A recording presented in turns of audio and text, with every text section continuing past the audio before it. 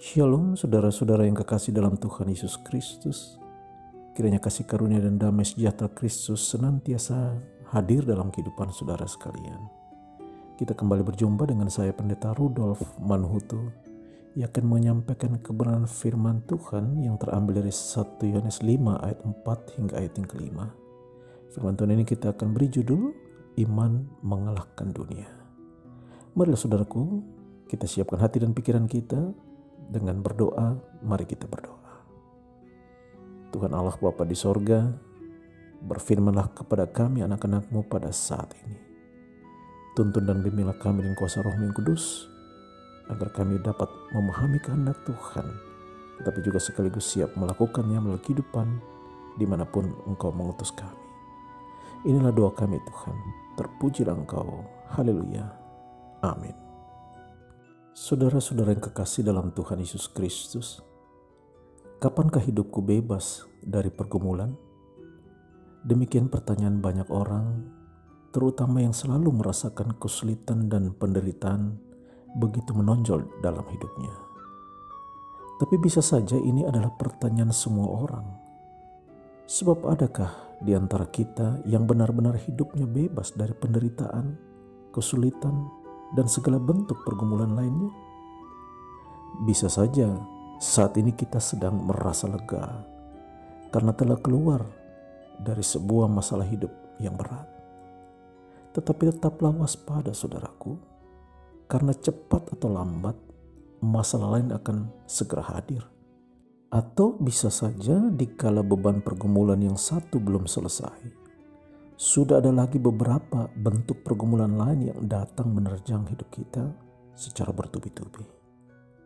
Oleh karena itu, dapat saja pertanyaan tadi, yaitu kapankah hidupku bebas dari pergumulan, dijawab tuntas dengan berkata, kita akan bebas dari pergumulan kalau kita sudah tidak hidup lagi di dalam dunia. Ya, memang demikianlah adanya. Selama kita masih berada dalam dunia ini, pergumulan akan selalu ada. Pemazmur pernah berkata dalam Mazmur 90 ayat yang ke-10, masa hidup kami 70 tahun, dan jika kami kuat 80 tahun, dan kebanggaannya adalah kesukaran dan penderitaan, sebab berlalunya buru-buru dan kami melayang lenyap. Walaupun demikian, kenyataan ini tidak boleh membuat kita kalah terhadap kegelapan. Salah satu yang memicu orang untuk bertekun dalam kegelapan atau takluk terhadap kuasa kegelapan adalah penderitaan hidup. Hidup yang jauh dari Tuhan menjadi tempat pelarian dari masalah hidup. Meninggalkan Tuhan menjadi pilihan karena doa-doanya seakan-akan tidak pernah didengar dan dijawab Tuhan. Atau malah hidup dalam kegelapan, dianggap dapat membebaskannya dari kesulitan hidupnya. Beberapa ibu dilaporkan berdalih karena kesulitan perekonomian membuat ia menjual anak perempuannya ke pria hidung belang. Bahkan ada orang tua yang tega membunuh anak-anaknya supaya beban hidup menjadi ringan. Selain itu banyak sekali maling, penipu, pencopet, dan lain-lain yang dengan sadar melakukan itu demi menghidupi keluarganya. Saudara-saudara yang Tuhan Yesus kasihi, bersyukurlah karena di dalam dan melalui Kristus kita diakui sebagai orang-orang yang lahir dari Allah. Jadi, walaupun kita masih hidup dalam dunia ini, kita bukan lagi dari dunia, sehingga kita tidak boleh hidup mengasihi dunia. Dunia tidak lain adalah segala sesuatu yang bertentangan dengan Tuhan. Jika kita mengasihi Tuhan, maka kita tidak boleh ikuti kemauan dunia atau malah kalah dari dunia. 1 Yohanes pasal yang kelima ayat yang keempat mengingatkan kita semua bahwa semua yang lahir dari Allah mengalahkan dunia. Dan inilah kemenangan yang mengalahkan dunia, iman kita.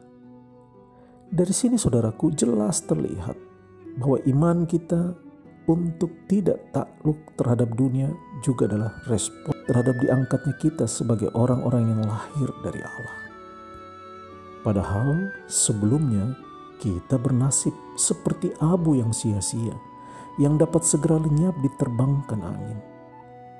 Bukti bahwa kita lahir dari Allah dan bukti bahwa kita telah menang mengalahkan dunia bersama Kristus yang sudah dibangkitkan adalah iman kita. Atau dengan kata lain, jika kita berkata bahwa kita beriman kepada Kristus, maka dengan sendirinya kita tidak mau ikuti apa kata dunia lagi, melainkan apa kata Tuhan Yesus. Walaupun terkadang rayuan dunia begitu manis, begitu menggoda, dan terlihat sangat menjanjikan, tetapi tetap kalahkan semua itu dengan iman kepada Kristus, lalu lakukan firman-Nya setiap saat. 1 Yohanes pasal 5 ayat yang kelima berbunyi, siapakah yang mengalahkan dunia selain daripada dia yang percaya bahwa Yesus adalah anak Allah? Jadi, jikalau kita mengaku percaya kepada Yesus sebagai anak Allah, maka suka tidak suka, kalahkanlah dunia kegelapan ini dengan segala kemauannya. Lakukanlah itu dengan iman yang teguh kepada Tuhan Yesus yang Maha Kasih. Saudaraku, kiranya firman Tuhan ini memberikan kekuatan dan sukacita bagi saudara untuk menghadapi tantangan dunia yang kegelapan ini, sambil terus bersinar terang di tengah-tengah kegelapan. Sampai jumpa dalam pemberitaan firman Tuhan yang berikut melalui kanal Suara Sobat ini. Tuhan Yesus memberkati saudara. Amin.